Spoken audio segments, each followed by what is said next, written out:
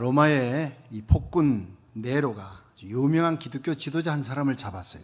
이 사람을 죽여야 되겠는데 아주 악독한 방법으로 죽여야 되겠다 생각을 굴리다가 로마 원형 경기장에 혼자 세워놓고 이 사자를 한 마리를 굶길 대로 굶겼어요. 그리고는 그 사자에게 물려 뜯겨 죽는, 여러 사람이 아니라 단 한 사람의 지도자를 세워놓고 한 마리 사자에게 물려 죽는 그 장면을 수만 명이 보기 위해 원형 경기장으로 몰려들었고 로마 네로 황제가 자리에 앉았습니다. 드디어 사자 우리의 문이 열리고 굶주린 사자가 막 포효를 하며 달려오는 거예요.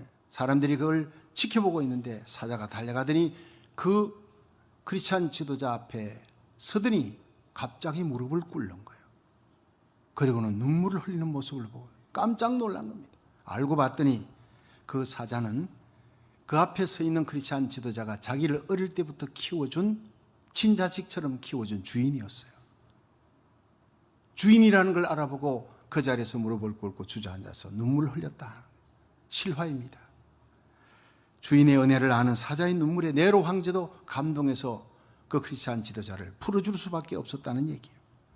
아무리 포악한 사자라 해도 아무리 굶주린 맹수라 해도 주인의 은혜는 잊지 않는다는 거예요. 맹수에게도 은혜를 아는 눈물이 있습니다. 그런데 오늘 이런 눈물이 말라버린 시대를 우리는 살아가고 있습니다. 얼마 전에 신문에 아버지가 용돈 좀 깎겠다, 용돈을 안 주겠다도 아니고 용돈을 좀 깎겠다는 거예요. 30살이 넘은 아들이니까 네가 알아서 좀 벌어보라고 깎겠다고 했다고 아버지를 살해했다는 얘기가 신문에 났습니다. 기가 막힌 시대를 살아갑니다. 어떻게 세상이 이렇게 험악해졌는지, 짐승만도 못한 사람들의 이야기가 우리들의 마음을 아프게 하는 시대를 살아가고 있습니다. 인생 살아가면서 제일 큰 아픔이 배신의 아픔이에요. 은혜를 베풀어 줬는데 배신으로 돌아와. 그런데 인생 살아가면서 나의 결정적인 생명의 위기에 나를 도와준 사람, 나를 기가 막힐 수렁과 웅덩이에서 건져 올린 그 사람은 평생을 잊을 수가 없어요. 오늘 본문에 나오는 바르실레라고 하는 사람은 다윗이 평생을 잊을 수 없는 사람. 다윗이 그 생에 결정적인 위기가 왔습니다. 그런데 그럴 때 그를 도와준 사람이었어요. 이 바르실레에 대한 기록은 아주 짧습니다. 그런데 많은 사람들이 바르실레의 얘기를 들으면 마음에 귀감이 되고 감동이 됩니다. 그의 신앙과 인품이 너무나 고매했기 때문에. 오늘 이 바르실레의 신앙과 인품을 살펴보면서 한번 은혜 받는 시간 되기를 주의 이름으로 축원합니다. 첫째로 위대한 믿음의 사람, 위대한 인격의 사람 바르실레는 그는 한결같이 변함이 없는 사람이었더라 하는 얘기. 사무엘하 19장 31절 32절 한번 읽어보겠습니다. 시작. 길앗 사람 바르실레가 왕을 보내어 요단을 건너려고 로글림에서 내려와서 함께 요단에 이르니 바르실레는 매우 늙어 나이 80세라 저는 거부인고로 왕이 마하나임에 유할 때 왕을 공개하였더라. 아멘. 자, 여러분, 이 바르실레의 등장은 이 길앗의 거부였다. 길앗 마을이라는 곳에 가장 큰 부자였다는 거예요. 그런데 다윗이 왕이 되었을 때 많은 사람들이 다윗에게로 왔습니다. 다윗이 사울왕에게 쫓겨다닐 때 그와 함께 했던 사람들은 물론이고 또 그와 함께 하지 않았던 사람들도 다윗의 권세를 함께 누리기 위해 그 영광의 때에 아부하기 위해 그의 줄타기 위해 올려온 사람들이 많았다는 거예요. 그런데 그가 어려움에 처하고 압살롬의 난에 쫓겨갈 때 많은 사람들이 등을 졌습니다. 배신을 합니다. 다윗이 지금 어려움에 처했습니다. 다윗이 뜨는 해가 아니라 지는 해입니다. 나이도 많고 이제는 그는 지는 해가 되었어요. 젊은 압살롬이 등장하면서 많은 군사와 다윗의 참모까지 많은 다윗의 사람들이 그에게 줄을 대고 그에게 붙기 시작합니다. 압살롬의 난이 진해지니까 바르실레가 이 압살롬의 난을 피해가지고 마하나임을 건너면서 지쳐있는 다윗에게 죽음의 경각에 달해 있는 이 다윗을 위해서 자기의 모든 재산을 팔고 많은 식품들을 공개하면서 다윗과 지친 그 군사들을 공개하였더라. 바로 이 얘기입니다.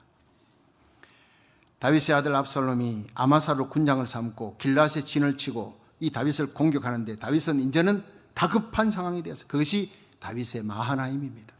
다윗에게는 악몽과 같은 마하나임, 다른 사람도 아닌 자기 아들에게 쫓겨서 아들의 군사를 끌고 군장을 아마사로 삼고 쳐들어오는 거예요. 많은 사람들이 압살롬의 눈치를 봅니다. 떠오른 해와 같으니까 그쪽으로 몰려갑니다. 다윗의 신하 중에도 많이 갔습니다. 아히도벨 같은 다윗의 참모, 다윗이 은혜를 베풀어 주고 키워주었던, 사랑했던 그 아히도벨 같은 사람이 다윗을 배신하고 압살롬에게 붙어버린 것이 다윗에게는 너무나 큰 상처가 되었습니다. 그런 때에 다윗을 도와주었다가는 온 가족이 멸문당하는 것은 뻔한 일입니다.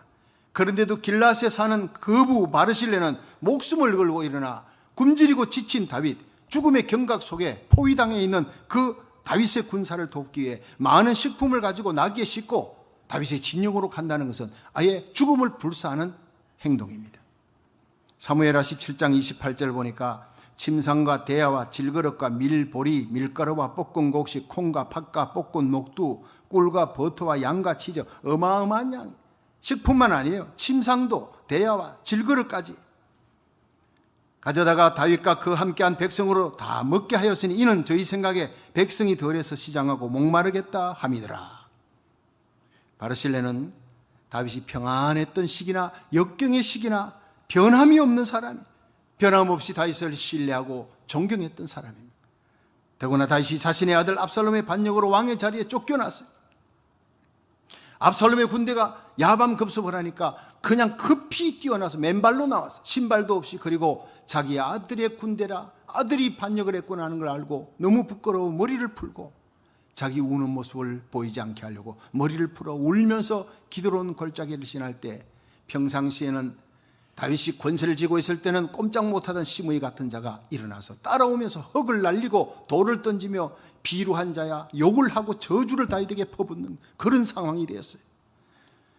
그런 상황에 바르실레는 그런 다윗을, 쫓겨가는 다윗을, 죽을지도 모르는 다윗을 위하여 목숨을 걸고 일어난 의리의 사람이었다 하는 얘기입니다.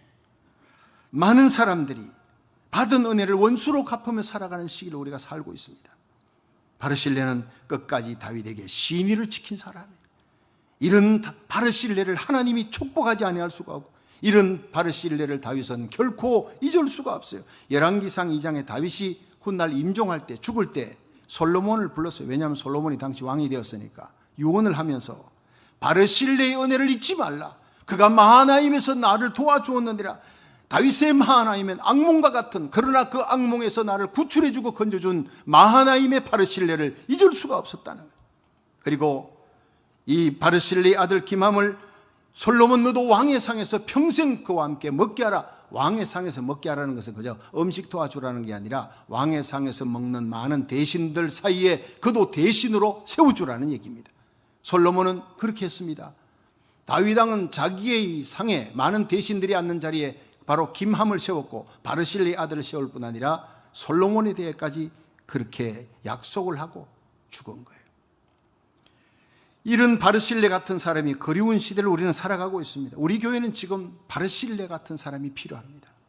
아브라함의 종 중에 다메섹 엘리에셀이 있습니다. 이 사람은 종입니다. 그런데 아브라함이 많은 일을 그에게 맡겼습니다. 청지기로 이렇게 종들 중에 세워서 맡겼는데, 이 창세기 15장에 보면 자기 아들이 없으니까 하나님께, 하나님 내게 이제 아들 없으니까 이 다메섹 엘리에셀 내 종에게 내 모든 재산을 상속시키겠습니다. 그래서 내 상속자입니다. 이렇게 했습니다. 그만큼 이 아브라함이 엘리에셀을 귀중히 여긴 거예요. 그런데 백세의 아들이 낳잖아요. 이삭이 낳잖아요. 그럼 상속자의 모든 권한과 모든 특권이 사라져버린 거예요. 그럼에도 불구하고 원망하지 않고 이 엘리에셀은 죽는 날까지 아브라함을 성실하게 변함없이 헌신합니다. 얼마나 아브라함에게 충성했느냐, 아브라함이 얼마나 믿었느냐. 이삭의 나이가 40이 되어 결혼해야 되는데, 이 며느리감을 얻어야 되는데 그를 누구를 불렀습니까? 아브라함이 직접 가지 않고 40이 난 이삭이 네 직접 가서 네 부인감을 구하라, 이게 아니라 다메섹 엘리에셀을 불러가지고 이 이삭의 부인을 구하라. 가서 기대에 어그러짐 없이 리브가를 데리고 왔어요. 온 아브라함의 가문의 기쁨이 된 거예요. 지혜롭고 믿음이 있는 사람, 죽는 날까지 아브라함에게 충성했던 변함없는 아브라함 가문의 바르실레 같은 사람이 엘리에셀이, 이런 사람이 꼭 한 교회 한 집안에 다 있게 되어 있습니다. 여러분과 내가 이 시대의 바르실레가 되기를 주의 이름으로 축원합니다.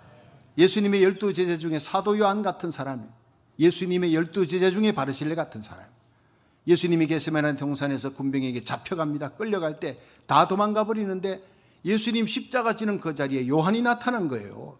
제자들이 다 도망간 자리에 제자들이 얼굴을 누군가 알아보면요, 바로 십자가형으로 같이 끌려가 죽을 상황인데 요한이 거기 나타난 거예요. 예수님께서 어머니 마리아를 요한에게 부탁합니다. 사도 요한은 오순절에 성령 받고 복음 전하다가 로마의 도미티안 황제 때에 잡혀서 끓는 기름 가마솥에 던져졌습니다. 그러나 죽지 않고 살아서 외로운 밤모섬에 유배되어 주의 날에 예배드리다가 외롭게 예배드리다가 하늘 문이 열리고 하늘의 환상을 봅니다. 그것이 요한계시록이 되는 거예요. 이 사도 요한, 엘리에셀 같은 사람, 바르실레, 어떤 환경에서도 변함없는 믿음의 사람이었다. 마지막 때를 살아가는 교회는 이런 믿음의 사람이 필요한 것입니다. 예수님 재림 전에 세계적인 배교의 때가 온다 그랬어요. 성경은 예언하고 있습니다.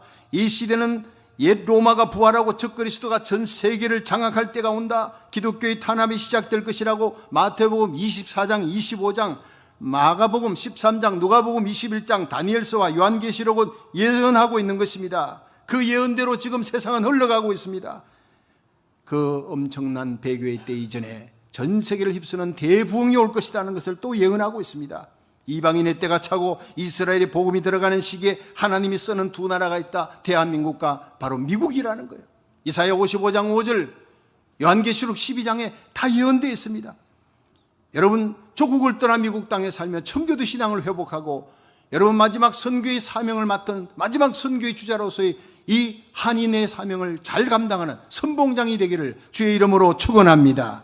우리 교회는 이때의 사명을 감당해야 될 교회이기 때문에 우리 주님의 손으로 붙들고 있는 줄로 믿으시길 바랍니다. 저와 여러분의 남은 생애가 바르실레처럼 변함없는 사람, 엘리에셀과 사도 요한처럼 한결같이 신의를 지키는 사람, 하나님과 사람들에게 신의를 지켜 복된 성도가 되어 오고 오는 모든 역사 속에 아름답게 여러분의 이름이 남겨질 수 있기를, 주님 앞에 기억될 수 있기를 주의 이름으로 축원합니다. 두 번째로, 이 바르실레는 대가를 바라지 않는 사람이었어요. 본문 사무엘하 19장 35절을 우리 다 같이 한번 읽어봅니다. 시작. 내 나이 이제 80세라 어떻게 좋고 흉한 것을 분간할 수 있사오며 음식의 맛을 알 수 있사오리까? 어떻게 다시 노래하는 남자나 여인의 소리를 알아들을 수 있사오리까? 어찌하여 종이 내 주 왕께 오히려 누를 끼치리까? 아멘. 여러분, 사람에게는 보상심리라는 게 있어요. 그렇죠? 심은 대로 거둔다고. 내가 이렇게 일했으면 거기에 대한 칭찬과 영광이 돌아올 것이다. 그래서 열심히 일을 합니다. 대가가 주어지는 것을 기대합니다. 이 대부분의 사람의 심리입니다. 아무런 대가를 바라지 않고 순수하게 희생하고 도와주고 난 아무것도 안 돌아와도 좋아하는 사람은 거의 없습니다. 신앙생활에서 시험에 빠진 사람들의 심리가 뭡니까? 내가 교회를 위해 이렇게 해주었는데 결국 돌아오는 것은 이것뿐입니까? 하는 거예요. 일해놓고 시험 들고 상처받고 그러는 거예요. 여러분, 본문이 바르실레를 보면 그는 다윗이 마하나임에서 압살롬 군대에 쫓겨서 역경에 처했을 때 목숨을 걸고 나서서 그를 도와주었어요. 큰 은혜를 베풀었습니다. 이제 전쟁 끝났습니다. 다시 예루살렘 궁으로 항공을 해서 권세를 다시 찾았습니다. 자, 이제 압살롬의 군대도 다 진압하고 압살롬도 죽었습니다. 다시 권세를 찾는 순간 그가 제일 먼저 찾아간 것이 바로 마하나임의 길라 사람 바르실레를 찾아갑니다. 사람을 불러서 그를 데리고 오라는 것도 아니고 직접 다윗이 찾아간 겁니다. 너무나 소중한 분이었기에 가서 예루살렘 왕궁으로 가자. 내가 다시 당신에게 은혜를 입어서 다시 내가 왕의 권세를 찾았으니 당신이 마하나임에서 내가 역경에 위급할 때 나를 공개하였으니 이제는 내가 당신을 공개할 차례다. 내 영광의 자리에 당신을 앉히고 함께 영광을 누리겠다. 여러분, 얼마나 감동스러운 얘기입니까? 은혜를 아는 사람들에게 다윗은 그 은혜를 갚으려 했습니다. 이제 바르실레는 고생 끝입니다. 행복 시작입니다. 그런데 이 다윗의 제안을 거절하는 이 바르실레의 모습이 너무나 아름답습니다. 너무나 감동적입니다. 내 나이가 80입니다. 왕이요. 내가 어찌 왕을 따라가서 왕과 함께 부귀영화를 누리겠습니까? 나는 그저 왕에게 누가 될 사람입니다. 저에게 상을 내리지 않으셔도 됩니다. 저는 고향에서 부모의 묘 곁에서 내가 죽겠습니다. 정중하게 사양합니다. 그냥 체면치레가 아닙니다. 끝까지 그는 진심으로 사양을 합니다. 참으로 눈물 나는 고백이 모든 욕심을 버린 바르실레, 은혜를 베풀고 아무런 대가를 바라지 않는 아름다운 사람 바르실레의 모습입니다. 다윗 왕도 위대하지만 다윗 왕보다 더 위대하고 큰 그릇이 바로 바르실레라는 것을 여기서 느낄 수가 있습니다. 모든 사람들이 바르실레의 고매한 신앙과 인품을 담는다면 이 세상은 천국으로 바뀔 것입니다. 우리는 바르실레의 인품에서 예수님을 발견해야 합니다. 우리의 죄를 위해 하늘 보좌를 버리고 이 땅에 오셔서 십자가를 지신 거예요. 마을 없이 골고다의 길을 걸어가신 예수님, 우리에게 아무런 대가를 바라지 않으신 우리의 죄값인 영원한 지옥의 형벌에서 건져내기 위해 그 지옥의 고통의 십자가를 아무 대가 없이 희생하신 예수님, 대속의 피를 흘리신 예수님의 모습을 우리는 바라봐야 합니다. 사도 바울이 예수님을 발견하는 순간 골로새 1장 24절에 고백합니다. 내가 이제 너희를 위해 받는 괴로움을 기뻐하고 그리스도의 남은 고난을 그의 몸된 교회를 위해 내 몸에 내 육체에 채우노라. 예수님이 보이지 않아요. 보답하고 싶어도. 그런데 다행히 주님의 몸된 교회, 주님의 핏값으로 주고 산 교회를 이 땅에 세워놓았어요. 그 교회를 위해 내가 희생하고 헌신하고 대가를 바라지 않고 충성하는 것, 그것이 바로 그리스도의 남은 고난에 내가 동참하는 것이라 깨닫고 그는 죽는 순간까지 십자가의 복음을 전하다가 로마에서 순교를 당하는 겁니다. 내가 선한 싸움 싸우고 달려갈 길 달리고 믿음을 지켰으니 이제 우리는 의의 면류관이 있다. 이 땅에서는 면류관, 이 땅에서는 상급을 안 받아도 좋습니다. 내 인생의 끝날 하늘에서 우리 주님이 기다릴 것이다. 주님 앞에 내가 상 받을 겁니다. 주님 앞에 받을 상을 생각하는 사람들은 결코 이 땅에서 상급을 기대하지 않는 거예요. 아무런 대가 없이 주님을 위해 희생하며 가는 것을 기쁨으로 여기는 것입니다. 믿으시면 아멘 하십시오. 하늘의 상급을 바라보지 않는 사람들이 이 땅에서 박수받고 이 땅에서 대가를 기다리고 하는 거예요. 우리가 하늘의 상급을 바라본다면 이 땅에서 이름 없이 빛도 없이 주님을 위해 희생하는 것을 기쁨으로 여기는 저와 여러분이 되기를 주의 이름으로 축원합니다. 주님의 몸된 교회를 위해 고난당하는 내 이웃을 위해 기쁘게 희생하는 삶, 그것이 바로 주님이 찾는 위대한 이 시대의 바르실레의 삶이에요. 독일의 유명한 화가가 있습니다. 알버트 듈러라는 사람. 이 사람은 소묘라고 이렇게 그림을 그리는데, 우리 아마 장창식 집사님 소묘 잘 아시죠? 그림반의 강사로서 연필 가지고 그리는데 기가 막힙니다. 이런 소묘를 900점인 목탄 350점 이외에 많은 작품을 남겼는데, 그 중에서 대표작이 현재 독일의 뉴른베르크의 그 박물관에 보관되어 있는 기도하는 손이라는 그림이에요. The Praying Hand라고 하는. 이 그림은 위대한 친구의 사랑과 희생과 헌신에 대한 이야기로 더 유명해졌습니다. 알버트 듈러가 어릴 때 그림 공부가 너무 하고 싶은, 너무 가난한 거예요. 그래서 자기 친구하고 같이 이제 나와서 도시로 갔습니다. 낮에는 일하고 밤에 그림을 공부하는데 너무너무 힘이 들었어요. 힘들고 어려우니까 한 명이 먼저 그림 공부를 하고 그 다음에 나머지는 노동을 해가지고 도와주고, 그림 공부 끝나고 난 다음에 이제 스위치 바꿔가지고 이렇게 도와주고 하는 걸로 하고 제비 뽑았는데 알버트 듈러가 먼저 뽑힌 거예요. 그래서 알버트 듈러가 열심히 그림 공부를 하고 그 친구는 노동을 하고 식당에서 접시도 닦고 그렇게 하루 종일 일하면서 알버트 듈러를 도와줬어요. 이 듈러가 공부가 끝나고 첫 그림을 그린 후에 시장에 내놨는데 그게 팔린 거예요. 그 팔린 첫 돈을 갖고 막 기뻐서 이제는 내 친구를 공부시킬 수 있다고는 식당으로 달려간 거예요. 어두운 밤이 되었어요. 그런데 식당에서 기도 소리가 들립니다. 창살 넘어 보니까 자기 친구가 식당 부엌에 무릎을 꿇고 손을 모으고 기도하는 모습. 한스라고 하는 친구입니다. 한스 나인스타인. 그 친구가 하나님 앞에 기도를 합니다. 하나님, 저는 심한 노동으로 이미 손이 굳어 있고 마디마디가 이미 뒤틀려서 이제는 그림을 그릴 수가 없습니다. 내 친구 알버트 듈러, 훌륭한 화가 되게 해주옵소서. 이 둘녀는 흐르는 눈물을 닦을 생각도 하지 않고 연필을 꺼내 그 친구의 기도하는 손을 스케치했습니다.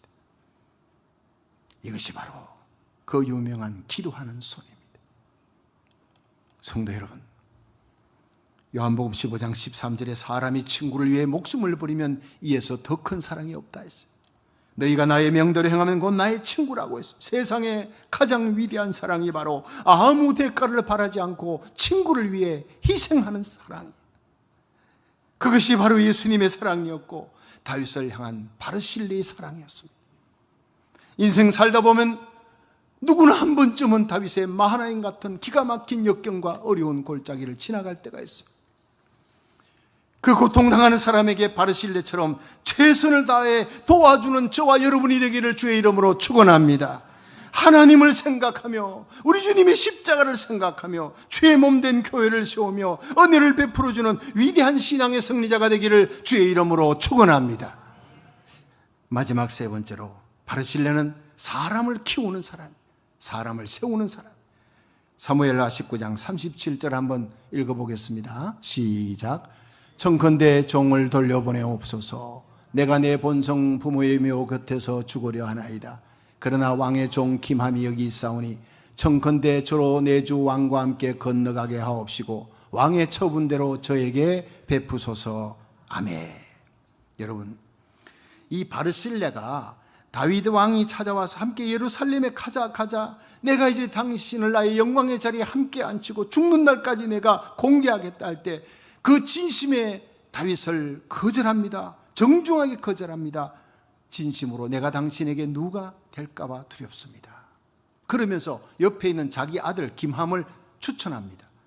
이제는 다윗의 당신의 신합니다가 아니라 당신의 종입니다. 내 곁에서 당신에게로 보낼 것입니다. 자, 여기에는 바르실레의 깊은 배려가 있습니다. 여러분 보세요. 다윗 왕의 전쟁이 끝났습니다. 처음부터 다윗을 따라 그 고난의 길을 걸어갔던 군사들이 있습니다. 참모들도 있습니다. 그러나 많은 사람들이 다윗을 배신했습니다. 특별히 많은 백성들이 배신했습니다. 떠오르는 태양 같은 이 압살롬을 따라가야 되겠다고 많은 백성과 심지어 신하들, 그 중에 이 아히도벨 같은 사람은 다윗을 너무 아프게 한 거예요. 다윗의 전략가요 작전 참모였는데 다윗에게 사랑을 받았던 그가 배신하고 압살롬의 쪽에 붙어버린 것입니다. 그런데 돌아왔을 때 다윗이 그들을 전부 다 정리하고 처형하고 옥에 갖추고 했다면 다윗의 나라는 설 수가 없어요. 너무 수가 많은 거예요. 다 끌어안고 가야 합니다. 배신자들도 끌어안고 덮고 가야 하는데 다윗이 얼마나 답답하겠습니까? 그 다윗에게 위로해 주며 은혜를 베풀어 주면서 상담의 대상이 되고 위로의 대상이 돼야 될 사람은 나이 많은 너그러운 바르실레. 바르실레에게 은혜를 베풀면서 그는 상담 대상으로 이 다윗 곁에 두려고 했는데 이 바르실레가 내가 아닙니다. 나는 나이가 80이라 늙었어요. 잠깐 마음을 푸는 늙은 자신보다는 다윗을 도와서 오래오래 더 곁에서 크게 다윗을 도와줄 수 있는 사람, 다윗의 나라에 큰 정치할 수 있는 당신의 나라에 기둥 같은 일꾼이 필요합니다. 이 젊은 김함을 내가 당신 곁에 두기를 원합니다. 그리고 추천한 거예요. 여러분, 이 바르실레는 마음만 너그러운 것이 아니라 지혜가 있는 사람이고 미래를 내다보는 사람이에요.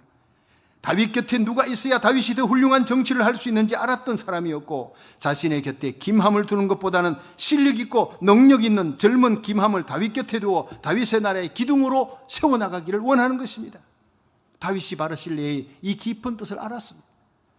그래서 김함을 자신과 동행하게 했고 그리고 자신의 상에서 함께 먹을 수 있도록 대신의 자리에 앉히고 이 베들레헴의 큰 토지를 그에게 선물로 하사했습니다. 지금도 베들레헴에 가면요 게롯 김함이라고 하는 여관이 있습니다. 게롯은 히브리 말로 여관이라는 뜻인데 김함의 여관이라는 거예요. 여러분, 놀랍게도 이 김함이 여관 세워놓고 그 후대에게 물려주었는데 전설에 의하면 예수님이 베들레헴에 갔을 때는 베들레헴의 작은 마을에 여관이 하나밖에 없었다고 합니다. 요세푸스 역사가의 기록에 의하면 하나밖에 없는 여관은 게롯 김함, 김함의 여관이었는데 들어가니 사람들이 다 차 있어요. 결국 그 마구간에서 아기 예수가 탄생합니다. 결국 바르실레의 선행과 지혜로운 배려가 훗날 자신의 아들의 여관에 온 인류를 구원할 메시아가 탄생하는 축복을 받게 했다는 것입니다. 여러분이 이 시대의 바르실레가 되기를 축원합니다. 여러분의 자녀들과 후손들이 복받는 역사가 일어날 줄 믿으시기 바랍니다. 우리가 바르실레가 되면 반드시 교육부의 부흥의 역사가 일어날 줄로 믿으시기 바랍니다. 이곳에 생명솜이 솟아납니다. 우리가 눈물 골짜기를 지나가지만 디딤돌이 될지라도 머지않아 열매 맺히고 웃음꽃이 피는 날이 반드시 올 줄로 믿으시길 바랍니다. 훗날 다윗이 임종을 할 때 열왕기상 2장 7절에 보면 그 아들 솔로몬, 왕이 된 솔로몬에게 바르실레의 은혜를 잊지 말라, 마하나임에서 나를 도와준 바르실레를 잊지 말라, 마지막 숨을 거두는 순간까지 잊지 못했던 바르실레, 다윗의 가슴 속에 새겨져 있는 바르실레, 그리고 그 아들 김함을 너의 상에서 함께 먹게 하라, 너의 대신으로 세워서 김함이 죽는 날까지 그에게 은혜를 갚으라는 겁니다. 솔로몬은 그렇게 했습니다. 그렇습니다. 바르실레는 사람을 키우고 세울 줄 아는 위대한 사람, 많은 사람들이 죽는 날까지 자신의 영광을 위하고 자신을 세우고 싶어 하는데 바르실레는 젊은 인재를 세울 줄 아는 사람. 저와 여러분의 남은 생애가 다윗과 바르실레처럼 아름답고 감동적인 우정과 사랑으로 맺어지기를 주의 이름으로 축원합니다. 여러분 서로가 다윗과 바르실레처럼 아름답고 감동적인 그 우정의 사람, 믿음의 사람, 신뢰의 사람이 되기를 주의 이름으로 축원합니다.